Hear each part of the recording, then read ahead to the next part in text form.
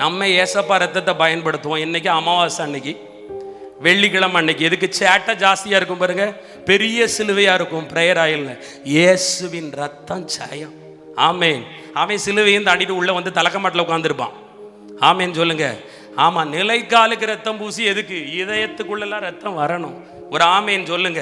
இதயத்துக்குள் யார் மேல் கசப்பு இருந்தாலும், வெறுப்பு இருந்தாலும், பகை இருந்தாலும், கோபம் இருந்தாலும், வாழ்க்கையில் யாரை வேணாலும் மன்னிச்சிருவேன், இந்த ஒருத்தனை மட்டும், ஒருத்தியம் அவ்வளவுதான் போச்சு போங்க, அங்கதான் பாவம். ஒரு அல்லேலூயா சொல்லுங்களேன். அது எப்படி மன்னிக்க முடியும்? அவன் எனக்கு தீமெல்லாம் செய்யறான், நீ அவனோட உறவாட வேண்டாம். ஆனா அவன் தெரியாம செஞ்சுட்டான், நான் மன்னிச்சுட்டேன்.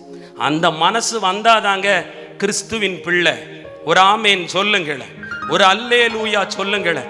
7 நேரம் அல்ல, 70 நேரம். யாருக்காக? கிறிஸ்துவுக்காக. நீங்க உங்களுக்காக மன்னிக்க வேண்டாம்.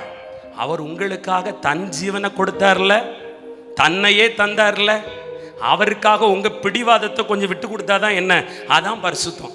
ஒரு ஆமேன் சொல்லுங்களேன்.